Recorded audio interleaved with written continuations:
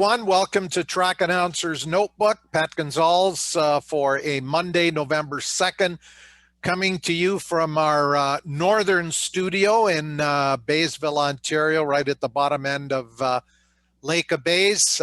Stuart Nodell, my co-host and producer, is online. We're going to have a long conversation with Jeff Williams once we take care of our Nodell's notes and all the things that are going on and have been going on in the world of motorcycle racing and motorcycling. So Stuart, why don't you take it away? Thanks, Pat. Yeah, I just want to thank everyone for joining us tonight. And don't forget, if you have any questions or comments or any guests you'd like us to bring onto the show or topics you'd like us to cover, please fire it into the Q&A and we'll try and arrange to have that for a future episode. Other than that, Pat, looks like we're set to have a great weekend of racing coming up at the MotoGP round in Spain at the Ricardo Tormo circuit. And it's a close race in the Premier class. Well, they've got 3 more rounds to go in MotoGP. The round this Sunday is going to be in Spain. The following Sunday, back at the same racetrack in Spain, and then they'll wrap up the championship. And I predict that at least mathematically, there'll be 3 or 4 riders in the hunt for the MotoGP championship, given the fact that with Marc Marquez having that major injury at the opening round, the series has really been wide open this year. Many different winners, many different podium finishers, and it's actually made the series, I think, a far more interesting than it might have been had Marquez not, unfortunately, had that injury right at the opening round. So, Stuart? Yeah, I agree, Pat. It's we've in some of the online chatter I've seen as well that that's what people are saying is they like the parity that all of the brands, with the exception of Aprilia, have basically won this year. And this came out today, the media release put out by Power Sports Services. That, of course, is the arm of the Motorcycle and Moped Industry Council that represents all the Canadian motorcycle manufacturers. Their 6 major motorcycle shows that happen through the first couple of months in the year. Those shows, due to COVID-19, all canceled. They're going to be obviously rescheduled for 2022, but with the recent surge in COVID cases, consumer shows simply just aren't happening. So as typical, things were scheduled to kick off in Calgary, then on to Edmonton, and then Vancouver on consecutive weekends. And then from there, they come east for shows in Quebec City. The one here in Toronto, February 19, 2021, that is not happening. And then traditionally they'd wrap up at the end of February at Montreal before we start thinking and head to Daytona. So, unfortunately, all of those shows are canceled. I know there's been some talk of other options in terms of a virtual show. We'll see what happens. As we get that information, we'll be sure to pass it on to you. But again, for all of the manufacturers, many of the dealers, the aftermarket places, those shows are very, very important to really launch their season. And hopefully all those shows will be back for 2022. So if you've got any questions, comments about that, James Pletch, I don't know how that would affect a motorcycle dealership like yourself. I don't think you have a booth at the show, but obviously I'm sure some of your customers come out to it. Stuart, you want to just go back to that shot of yours truly at the venue. Let's go back to the Spanish round that's coming up this weekend. That's the 8th, and then on to the 15th. That's at the Ricardo Tormo circuit in Spain. That's this Sunday, and then they'll be back at that same racetrack on the 15th. And then, as we said off the top, it all wraps up at a wonderful new facility that only opened in 2008. So this is only their 12th season at the Algarve Motorsports Park. And in June of 2019, I was on a vacation in Portugal and made a point when we're down in the Algarve to go to the racetrack and check it out. Unfortunately, I didn't get a chance to go inside because they had a private car testing day. But it is a wonderful facility. World Superbike has raced there before, but I think this is the first time that MotoGP will be visiting that circuit, and that is where the championship in all likelihood will wrap up. So if you ever get over to Portugal, you want to check this racetrack in Portimao. It's about 30 minutes inland from the beautiful Algarve coast. So that is MotoGP. It'll wrap up over the next 3 weekends. Recently, the Monster Energy AMA Supercross came out with their schedule, and Stuart, lots of changes for 2021 for AMA Supercross.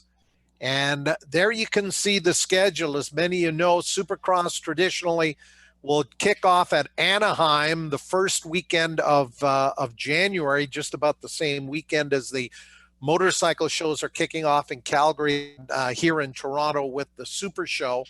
But they've got a different schedule, and they're going to start actually a couple of weeks later and do a triple header, as you can see there, not until Saturday, January the 15th in Houston. Then they've got the first of 4 Tuesday night races, and then they stay in the same venue for the third round of that opening trio of events. Then they'll head up to Indianapolis for a Saturday and Tuesday races at Lucas Oil Stadium, and then on to Glendale, Arizona for that same Saturday, Tuesday, Saturday races at State Farm. So that takes you to round 8. And then round 9 will be the Daytona Supercross. And interesting, they've already started selling tickets for the Daytona Supercross. There's going to be some kind of restricted number. Exactly what that is, I think, will be announced, I think, a little bit closer to the date.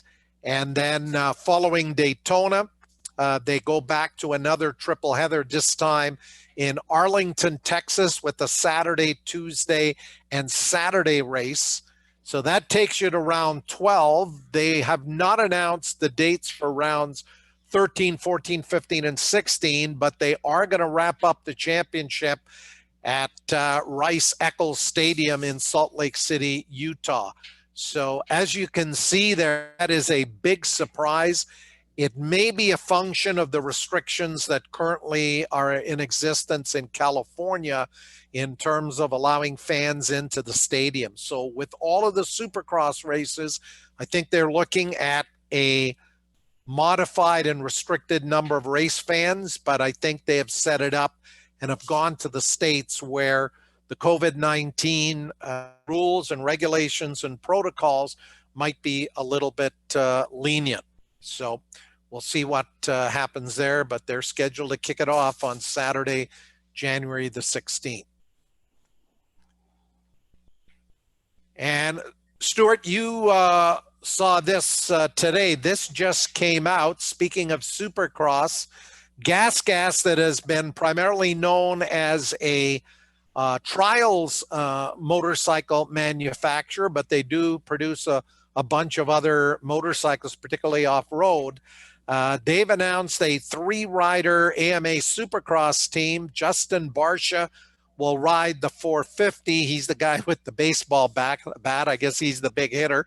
And then they've got 2 young riders who will race in the 50 class, Pierce Brown and Michael Moiseman. So interesting addition to AMA Supercross with a brand new Gas team. And of course, Gas is part of the corporation that owns KTM and owns Husqvarna. So I think that's certainly exciting news for Supercross fans. We'll see if any of that carries over here into the Canadian Supercross scene. And, you know, a lot of schedules still to be finalized.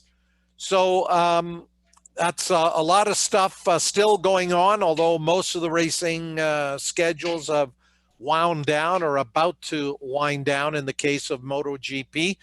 But it's our pleasure to have on Track Announcer's Notebook tonight Jeff Williams, who has made a miraculous recovery from a devastating crash at Canadian Tire Motorsport Park during the track day leading up to the CSBK 2 Superbike races that ran on that weekend. And Jeff, first of all, great to have you back on Track Announcer's Notebook. And maybe you can just give us a quick recap on what you've been doing lately in terms of a percentage. How far away from 100% are you? And what's still left on the road to recovery? Well, it's great to be here. My road to recovery, 3 weeks ago, I got the okay to start lifting weights again and going on the bicycle. And the weights were soup cans. Last week, we actually got to use actual weights. So we're getting better. I would say right now I'm probably 75%. I'm supposed to have a surgery on my left leg where I broke my femur. I tore all the ligaments out of my knee. So I got to get 4 ligaments replaced or sew them back together, whatever they have to do. But yeah, they're not. Every day I wake up, I come downstairs, do a small workout, do a small stationary bicycle, and clean the house. So that's where I'm at right now. Things are going good. I haven't been on any of the narcotics. I took myself off 4 weeks ago, and yeah, I'm just trying to keep myself busy. Yeah. Has that injury that you had, and you know, it was looking pretty grave there for a while, has that changed your perspective on racing and life in any way? No, the unfortunate part is, talking to my doctor, is he would not like me to road race next year just because of the knee. But you know, accidents happen. I know that every time you put the helmet on, you go on the track. That's a possibility. It's not a good possibility, but it can happen. And I was very, very lucky. And you know, as we get further into the year, I'm actually looking at racing in the Radical Series next year in a car. Okay, right. Yeah. So Radical are those series runs many countries around the world. It sort of looks like a mini IMSA car. It's a full body car, and I think in a lot of cases they're running Suzuki Hayabusa engines, at least in some of the classes. Yeah, it's a Hayabusa paddle shifter, lots of downforce, and it's got a bit of a roll cage.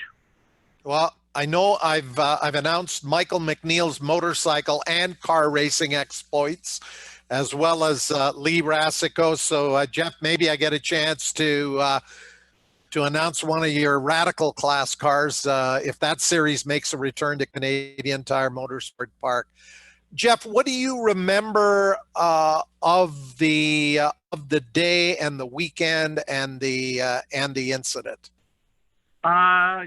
To be honest with you, I don't remember much. I remember going to riders meeting and listening to John, and I remember going up for the first session, and them holding us for maybe 5 minutes, and then talking to my wife on the phone, and I don't know what time it was, and that's it. I don't remember anything else. The next thing I remember after that is them pulling the breathing tube out of my throat. So I missed 5 days. I have no idea. I don't really remember much of that Thursday. Yeah. I don't remember being on the racetrack or anything. Yeah. Now, prior to Canadian Tire Motorsport Park, you'd actually had a pretty amazing weekend at Calabogie, right on the pace, finished second to Jordan. Did that set it up where you went into that weekend actually thinking you could certainly finish on the podium again, but maybe you could actually get the win. How confident were you of that going into the weekend at Canadian Tire Motorsport Park? I was pretty confident I could challenge Jordan for the win. I was really focused on doing that. Willie and Steve had given us a setup for the bike, and it was working well that day. The only complaint I had was the new asphalt that they put down in corner 4, and I wasn't happy about that. But I was pretty confident that I could have challenged Jordan for the lead. So, but didn't happen. So, yeah. Now, when we had Jim Brown on a number of months ago, the bike had been impounded. Have you got the bike back, and are you going to rebuild it? Are you going to sell it? What's the plans for that BMW S1000RR? Well, the bike really didn't have a lot of damage to it. We're just waiting for a fuel tank. I have all the and a right-hand throttle, kit throttle, so everything's on its way. We're going to rebuild the bike, and I do have something in the back of my mind. I'm going to keep it close to my chest, but there might be somebody riding that bike next year if I can talk him into it. So. Okay, so is this Jeff Williams, the racer, becoming Jeff Williams, the team owner and team manager? It might be, yeah. So if I can make a deal with the fellow that I've been talking to for the last couple of years, who also is was a racer up here in Canada. So if I can get him on board and we can strike a deal, he'll be on the bike. Okay, so we'll send out an invitation to you, Jeff, that when you put all that together and you've got an official announcement to make, you can come back on the show and let everybody know about what's all involved there. I think we've got some questions and comments for Jeff, so let's go to Stuart Nodell. Stuart? Yeah, thanks, Pat. I'll just pull up the Q&A. We've got a bunch of stuff here. First, we've got Pat Barnes wants to remind Jeff that he still owes him some beer. So all in good fun, and everyone's really happy for Jim because Jim was pretty torn with the crash and stuff, but Jim's a great guy, and it's good that he's there and supports Jeff. And other than that, Pat, I did get a photo that Jeff probably remembers. Back when I used to go racing with him down in the NASB and Formula USA series, he rode for the Dutchman Yamaha team, and I've got a picture of him. I can't share it, unfortunately. It just came into my phone now, but it's him riding the Dutchman Yamaha at Road America. Okay, cool. Anything else? Just if you're a true golfer, Pat, you need to have golfed in a ski jacket and winter gloves. I think I've done that. I've done that before, but it's going to be 15 to 17, I think, over the next, once we get to Wednesday, low to mid 60s. So that's pretty good golfing weather considering we're already into November. Again, for those online, if you've got a question or like to add your comment to Jeff Williams or any of the other subjects we covered a little bit earlier, including the fact that the 6 motorcycle shows across the country that run in January and February, those were officially announced as canceled today. Jeff Williams, after you got back to Kingston, and I think we were all surprised how quickly you were able to get out of hospital. How did you convince the doctors and the medical personnel there at St. Mike's that you were good to go and could go back and continue your recovery in Kingston and at home? Well, first of all, I got to say, I got a big thanks to the people at St. Mike for doing the job they did at saving my life. When I come out of the coma, I asked if I could get home, and when I meant home I meant like Providence Care or the hospital in Kingston. So they put a leg splint on me and sent me down to a room and made me walk. There was a platform with 4 sets of stairs, and I'm like, what do you want me to do? And they're like, well, you got to go up and down the stairs. up and down, up and down. And I'm like, how many times? They're like, once. So I managed to do that without hanging onto the rail. And then while I was in the coma, I ended up getting pneumonia. So I'm going to say this wrong. If anybody's listening, I think it's my white blood cell count was too high. And they took it, and it was normal. And so that was two reasons to go home. I was, I could go up and downstairs. My blood was good. The pneumonia was gone. And they wanted to, they asked I to sign my license away. Well, I own a construction company. I employ 25 people. I figured it'd be no issue getting a ride any time I wanted. And that hasn't been the case. My guys are working very hard, keeping the business going. And so that's how I got to the hospital quick. Was walked upstairs. My blood was good, and I signed my license away. So, but yeah. And I understand business has been good for the companies who do paving, but you haven't been into work. You've been sort of working remotely. When are you looking at physically getting back into the office? So I've gone and visited the crew a couple times. This Wednesday, I'm actually going to have my first full day of work. I'm not in the office. I run a crew. So the guys at my lead hand has taken over, and I'm actually going to go and give him a hand on Wednesday because the first week of deer hunting, we've missing a couple guys, and he needs my help. And I said, well, I can come in and sit on a roller and do that job. So Wednesday will be my first day of work since the crash. Yeah, and I assume that tractor roller goes a whole lot slower than your super bike. 6 miles an hour is topped out. So, okay. Well, that's probably a good speed for you right now. Jeff, give us your perspective on this year's CSBK season from a racer's perspective. Jordan Zolk winning his 14th Canadian Superbike Championship. I don't believe any of the other classes there was a national champion declared.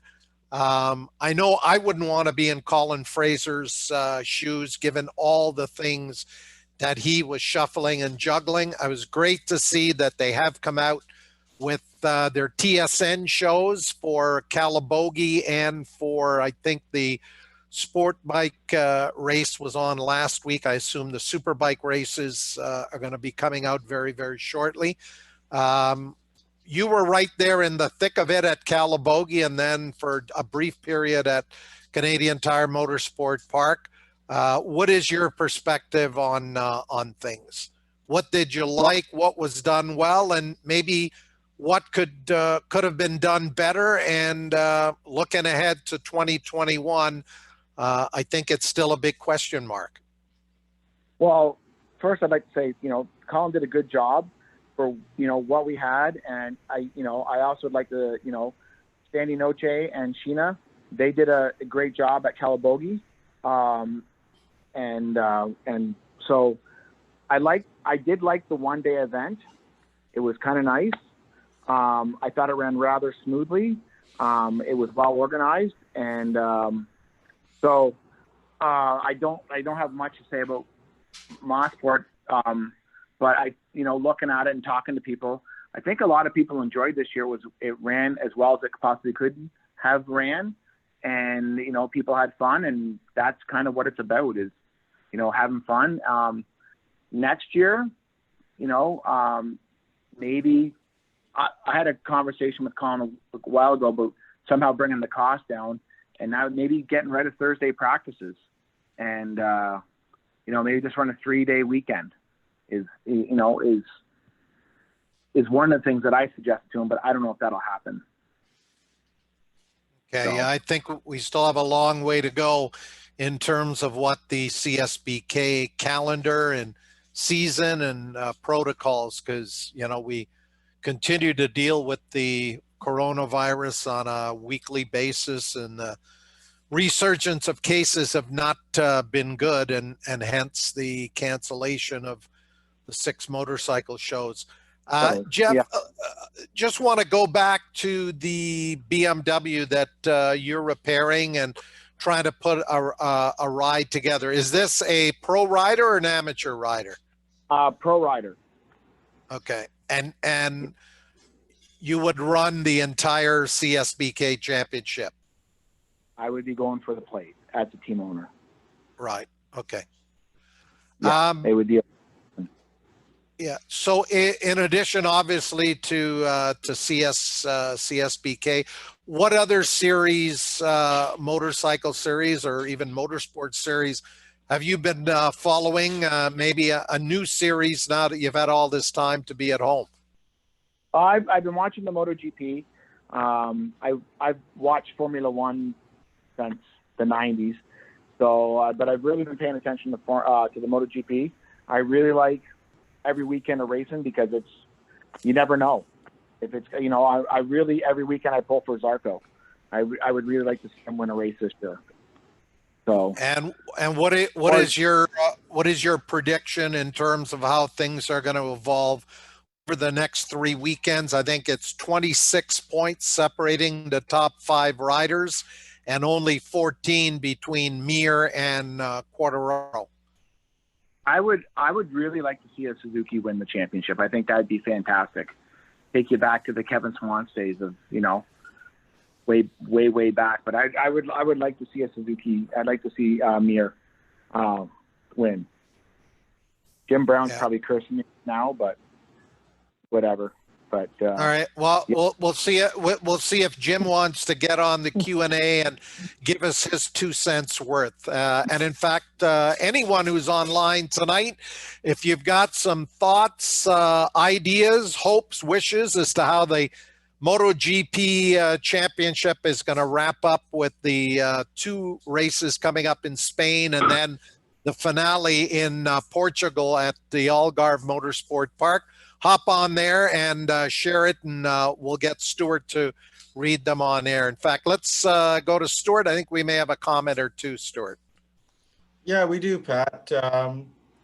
Pete Swedish has texted in, and he thought Jeff was missing because he'd got the call up to MotoGP. So it looks like everybody's really glad to hear that Jeff's doing well and in good spirits. So obviously Pete and Carol come to all the races, and they're probably the greatest fans the sport has. Okay. Jeff, as you look ahead to next year, and I'm not sure how closely you've been following the regional series in Ontario, SOAR, and the Super Series. They've both come out with their schedules already. The great thing is there are no conflicts in the dates between the 5 races that make up the Super Series or the 6 races that make up SOAR. If you were running Regional Racing Ontario, what's missing? What do we need to do to grow the regional racing right now? Well, I think we need to, in my opinion, we need to find a way to bring the cost down and get kids into racing. When I started, I was 17 years old on an FZR 400 and did it up with the money that I earned. Racing has gotten super expensive, just even to build a Ninja 400. So I don't know, I would maybe have a regional series run those ovals, get kids and young people interested in it and start them off that way, something that's, cost effective. But I would try to figure a way out how to bring the cost down so that more people could enjoy it and go from there. It just, we don't have, if you look at the Superbike series now, I mean, look at the guys who ran up front at Calabogie. I don't know about Mosport. I don't know what happened, but Jordan's 41, I believe now. Was he? I think he's 41. I'm 47. Michael Leon is 48. We're getting old, and there's nobody young to replace us. That I see that are on Superbikes. I mean, there's Trevor Daly, but Trevor's not a 17 or 19-year-old. Trevor's super fast. but we need to start bringing kids in on a starter series, even something more than the ninja stuff. Get them, learn their skills young, and then let them progress. So I don't know what the answer is. Everything is, when you go racing, is expensive, but that's what I do. I would try to have a regional series with an Oval series. Yeah, well, Tony Shaw, I'm not sure if you're aware, Jeff, but got it, yeah. Yeah, Tony's starting her supersonic road race school for, very young kids. I think that's a great move, but it seems to me where things stall out, we do have the ladder system there running, lightweight sport bike, maybe sport bike, and then on up to super bike. But that's where, as you say, whether it's a cost factor or there just aren't the rides or the support from either inside or outside the industry, that there aren't the rides for the talent that's being produced. And so many racers either quit the sport or move on. I don't have all the answers, but certainly there's got to be a better way to create rides and to grow the sport right from the grassroots right on up to the national level. Yeah, 100%. There has to be a formula. Maybe look to other series and see what they do. Maybe like the one that Alberto Nisca runs in Italy, or what Australia's doing to develop these young riders. I like what Alex Dumas has done. He's taken in Moto America. He's riding every series. He went from twins and he's learning. He's stepping his way up, and he's a good rider. It's just we don't have a ladder system quite like that. I don't know why we don't, but we need to have something where we can take young kids and grow them in races. I mean, no, we don't have a Steve Crevier, a Duhamel anymore. A Pascal Bicot going down, anybody down there other than Alex. Whereas back in the 90s, we had three of them down there, and we have one. So I would like to see younger racers get in, ladder themselves up, and try to get down there. Yeah, but as I said, I think these riders come up, and once they get out of sport bike, then the super bike rides just don't seem to be there. I mean, I did go to SOAR at the end of the season. There's some very talented amateur riders and even some very, very good pro riders, but can they move from sport bike to super bike? Because you're talking about a much more expensive program to run a competitive super bike. Stuart, I think we've got a couple of other questions or comments, and I also see that Michael Leon is on the line. So if we could hook Michael up as a guest, I'd like to get maybe him and Jeff talking a little bit about the state of the nation as it pertains to Canadian superbike racing.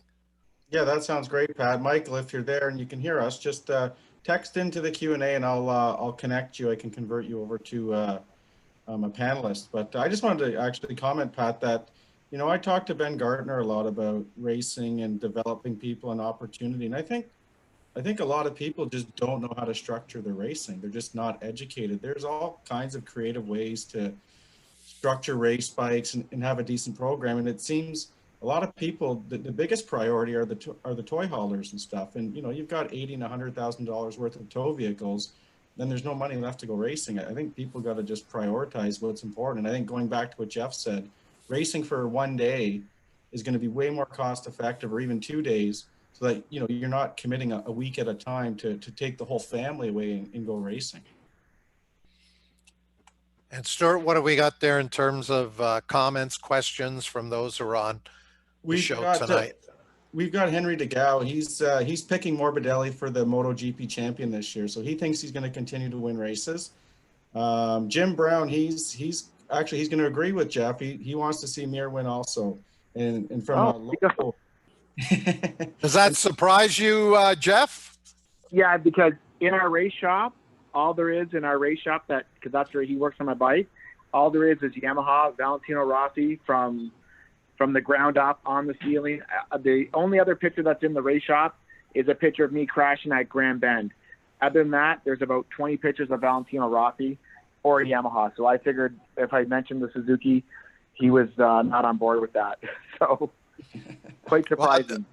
Yeah, the Breeders' Cup horse races are on this weekend, and Henry DeGao certainly got a long shot with Morbidelli. He's 25 points back, but who knows? If some of the guys ahead of him have a problem either this weekend or the following weekend in Spain, things could be even tighter going into that race in Portugal on the 22nd of November. We'll update the results from this Sunday's MotoGP on next Monday night show and sort of recap where things are in that championship. Stuart?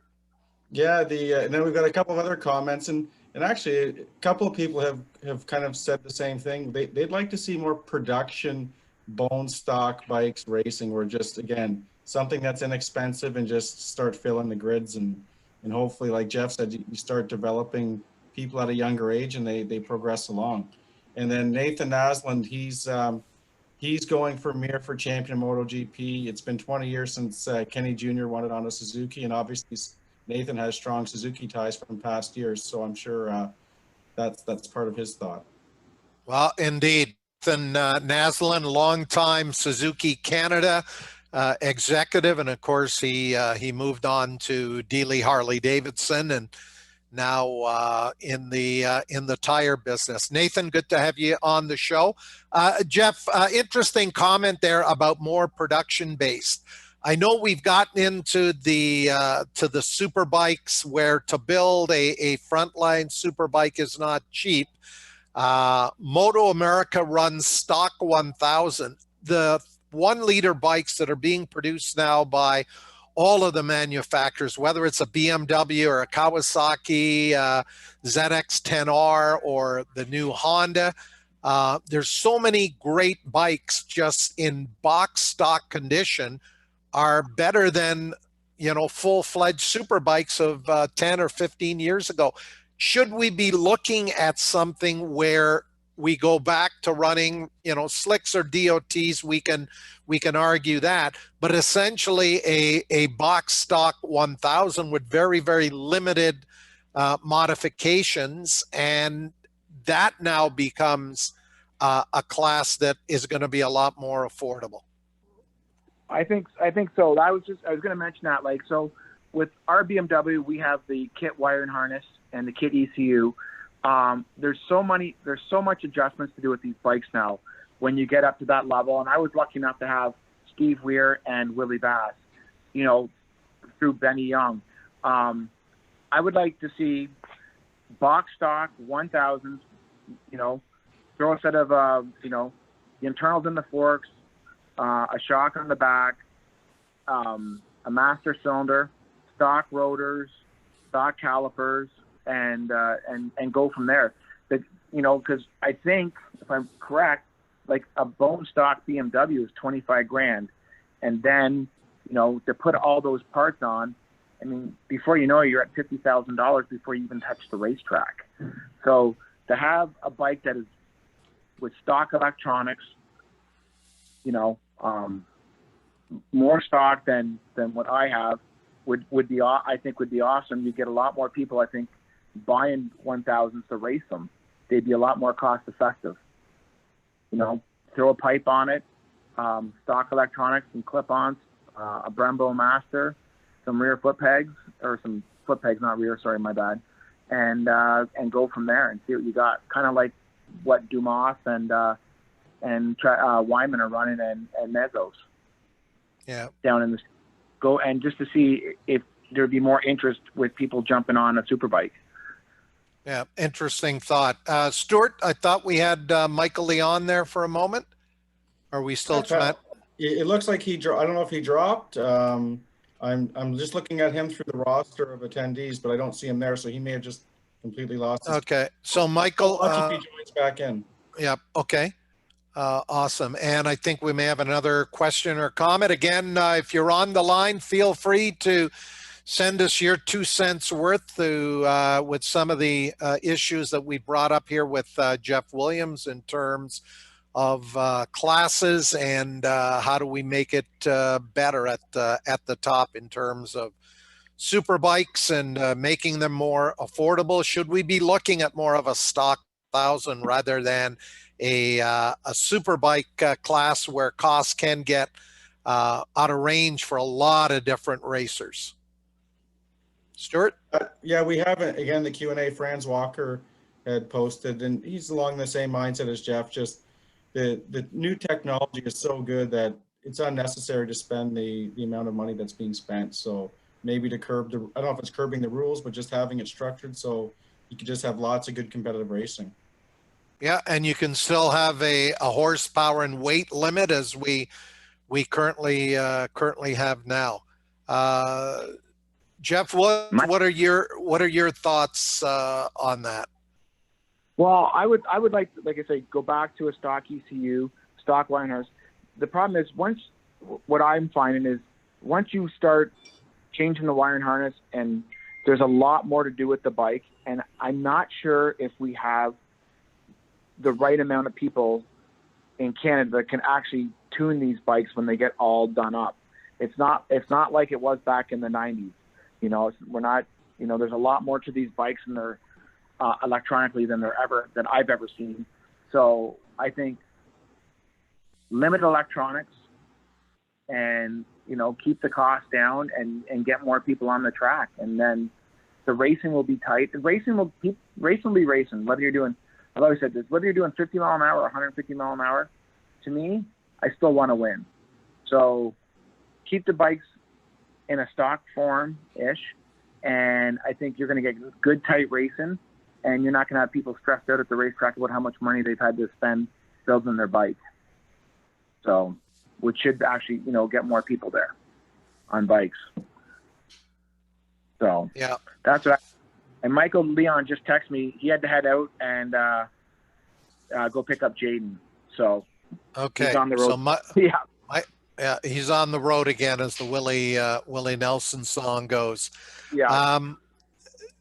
Jeff, tell us a little bit more about when you do go back racing. It sounds like we're not going to see you on a super bike again, but now you're looking at four wheels. Have you talked to the likes of Michael McNeil, who was very successful in motorcycle road racing, but when he got up there in age, decided that four wheels was maybe the way to go? How much have you looked into the Radical Cup series and costs and stuff like that? So I talked to Mike last week.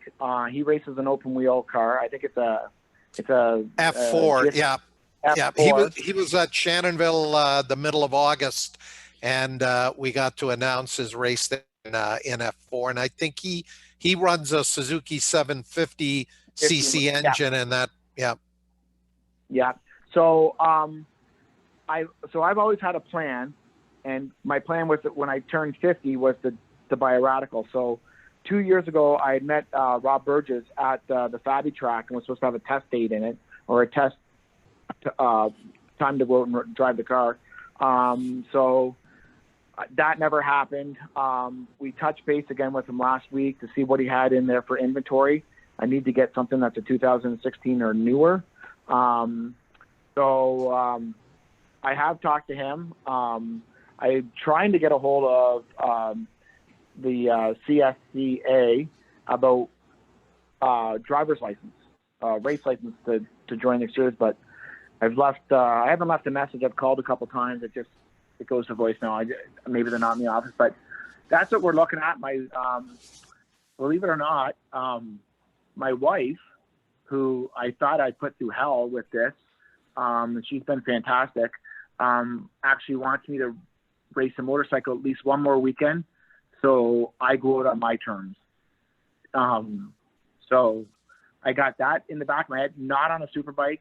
She said, just go do a regional and then quit after that, and then you were able to quit on your terms instead of being taken out by hitting the wall. So I still might come back after this year and go do a regional at Shannonville, since it's 20 minutes up the road, call it a weekend and walk away. So that is something that she has mentioned. So I might do that. But yeah, we've looked at the cars. Seem about the same price as the bike, and a little bit cheaper to run during the weekend. So okay. So I know you started it all at Shannonville. So your farewell ride's going to be back at Shannonville as well. Yeah, that's the plan. So if I got a friend who's been coming to the racetrack for years, Brad McRae, and got him racing this year. So maybe he still has his 600 at the end of this year, or if my knee's good enough, I'll go do a ride and call it a weekend, and that's it. Okay. So, Stuart, have we got another question or comment there for Jeff? Not so much for Jeff. It was just an overall comment about racing and how to kind of continue to bring people along and keeping the costs down and stuff. But it's not specifically for Jeff, but actually we did try to have Brad McRae on the show. But it sounds like he's got a pretty exciting type of job flying helicopters, so he wasn't available, and he had a great year this year as well. What was the suggestion there in terms of improving road racing? Well, let me just pull up the question here. Sorry. It was just people want prize money being thrown at it, and it's one of those catch-22s where there just isn't the support to bring up the prize money. So I guess someone's going to have to make the investment to maybe offer a little bit more. Like we know when we did have Michael Leon earlier in the year, he had mentioned at Shannonville, like even if you win the pro formula race event, you know that there's no purse money coming back, even if it's a small amount to help subsidize your weekend. So it is a big issue for sure. And as she alluded to, everybody has to have, not everybody, but as you get more competitive, you need to have someone who can run your data acquisition and the suspension guy. Just it's a lot of labor and a lot of cost to keep the bikes performing at that level. Yeah, well, certainly sponsorship is so critical, because that'll allow the prize money to build it. And it's too bad we didn't get Michael on. Maybe we'll try to get him on a future show to get his input. He's had the same sponsor, Royal Distributing, for a long time, and would like to take a look at maybe even some more of the hard and fast numbers as to what you're looking at to run both a regional series, what's that look like, and then also if you're going to run the CSBK National Series, what does that look like? And then how do you secure the sponsorship where at least that's covering some of your absolute hard costs? Jeff, what are your plans following the one operation that you do have coming up? What are the plans for the rest of this year, and anything in particular? Nothing really, just rehab, get my ice bike out. If I can slip or, go out in the ice and ride around a bit, I'll do that. But other than that, I think we're planning a trip to go snowmobiling in the mountains in March. And I'll be at, just up in the hills. But other than that, I'm trying to get this rider on my bike, if we can secure a deal. And if my wife will give me the budget, she's the one who controls the budget for the team, and then hopefully buy a Radical. So. And you're not gonna divulge here tonight who that rider might be. No. When you do tell us, will we be surprised, or will it be someone that we're fairly familiar with? You'll be familiar with them. Yeah. So. Yeah. So, but I mean, it all comes back to the budget. So, my wife's in charge of the budget race team, and if I have enough money, then if she gives me enough money, then I'll be a little harder pushing them, and maybe, because it's going to cost a lot. He's not from Ontario, and so there's a lot of cost bringing somebody from out of province in. So Yeah. That's, Is he east of Ontario or is he west of Ontario? he's in Canada. He's a great Canadian man. We're not. I know we're not gonna get the name out of it, and it's not No. not anybody coming out of retirement. Maybe it is. Maybe it is. Okay. Yeah. All right. Yeah. Stuart, Yeah, we got so- any other questions, comments for Jeff? Yeah, again, not just for Jeff, but the whole motorcycle conversation is, we've got a couple of comments now, but Nathan Laslin, he seems to think, and I would tend to agree, that the track days are so prominent now. There needs to be a way to encourage track day riders to go racing. And maybe like with having those track days combined with race weekends, when those guys are getting firsthand exposure to it, maybe there's a way to entice them to at least experiment or try it. And because there's obviously a large pool of people there that are just not going racing. And because in the 80s and 90s, track days weren't as popular as they are now, more people have easy access to the track and they're choosing not to go racing, probably for commitment of time. We might be on to something there, Stuart. Yeah. I know this year with the CSBK series, it almost worked backwards. You take a track day and you try to shoehorn a bunch of races into it. But what if the road racing event, whether it was the Super Series or SOAR or a CSBK round, there were maybe 2 or 3 track day sessions, one off the top in the morning, one at the lunch hour, and then maybe one at the or 2 at the end of the day. And, some of those riders do get exposed to the race environment. But I think at the end of the day, we still have to figure out the affordability and create more and more rides. And I think there is a tremendous amount of work that still needs to be done to build a series, particularly with television coverage. I'm talking specifically about CSBK, to secure the sponsorship and secure the rides. So it's like we need to build it, and if we build it, then the sponsors and the riders and the teams will come. But that's been an ongoing process for many years. There's been some peaks and there's been some valleys as well. Yeah, I would say though, another good piece of this, Pat, is someone like Jeff Williams. I mean, he's going to potentially give back to the sport. Most of us, when we're done racing, we're just gone. And if people could stay connected to it and give back and open doors, because again, a lot of the inexperienced or younger people, they don't know the people, they don't have the contacts, and you've got to build relationships in order to get support. So if more people could stick around and open doors for others to sort of pave the way, I think it would go a long way. And it's not just money, it's just access to parts or accessories or what have you. Yeah, indeed. Jeff, have you spoken to Jordan Zoke since he was officially declared the 2020 or declared the Superbike champion, number 14? No, I haven't. And I'd like to congratulate him. I think he did text me. My problem with my phone is 2 days before I had my accident, new phone, and I have not yet downloaded all my contacts. So my contacts on my new phone are very limited. So, but I will reach out to him because I was looking at maybe buying some equipment off him. And I don't know if it's still for sale or not, but I would like to get in touch with him. But great for him. 14. That's amazing. Yeah, so. Indeed. Well, let me know if you need his contact information.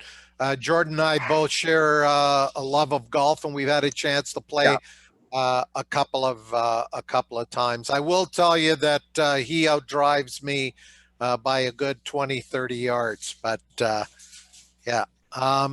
Stuart, I think we may have one final comment or question there before we wrap it up.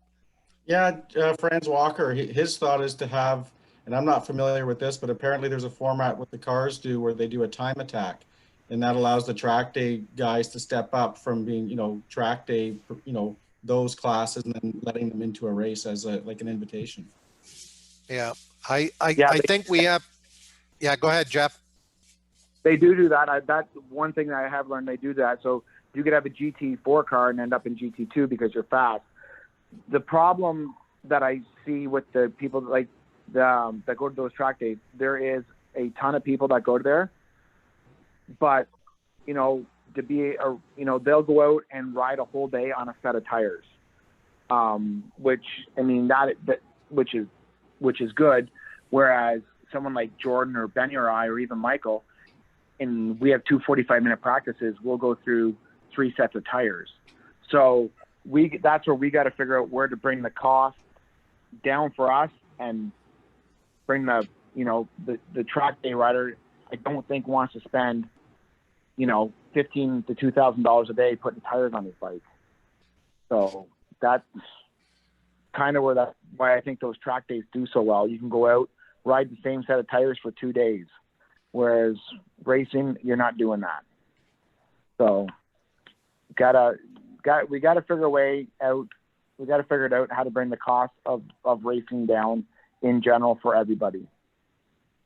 So I don't know what the answer is, but I'd like to see it. I mean, I remember when I first started, my first race, I was in the 3rd heat of the amateur 600 class.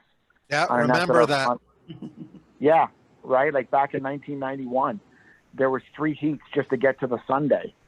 And it's, there wasn't any prize money back then, but, you weren't burning through $4,000 a weekend in tires. So we got to figure a way to kind of maybe get back there somehow. So, yeah. Well said. I mean, lots of topics brought up tonight that I'm sure we can have on future track announcer notebook shows. Stuart, any final comments from those online tonight? No, it looks like we're all clear here, Pat. Everybody's said, I think, what they're going to say, it looks like. So if there's anything you and Jeff want to discuss or close out with, by all means, go ahead. Yeah, Jeff, we'll give you a parting shot here. Okay, well, I would just like to say, thanks very much for being on the show. I've been road racing since 1991. I've enjoyed every minute of it. I love the sport. It makes me tear up to think that I have to quit, but another door is opening, and that's I'm going to walk through it and see what happens. And also, I'd like to say hi to Pete and Carol down there, because I've been friends with those for 25 years. So yeah, I mean, it's unfortunate that this is the way I had to go, but hopefully, if things go well, there'll be a Williams paving team with a rider that can contend for the championship next year. Well, that's great news, and great that Pete and Carol Swedish. When it comes to motorcycle road racing, there's no border. They've gone to races here in Canada as well as in the United States, and we certainly hope that we can all get there next year as we try to get COVID-19 in the rearview mirror and get back to having fans at the racetrack. Stuart, I think that's going to wrap it up. Next Monday night, we're going to recap MotoGP, the first of 2 races in Spain coming up this Sunday, November the 8th. To my American friends who are online, all the best tomorrow. We need to get those COVID numbers down so we can get back to Daytona as soon as possible. So our thanks to Jeff Williams for coming on board tonight, to my co-host Stuart Nodell, and to everyone who joined us here on Track Announcer's Notebook. Have a great week. Enjoy the summer-like weather that's coming up here in Ontario Wednesday to Monday, I think. And we'll see you back here next Monday night.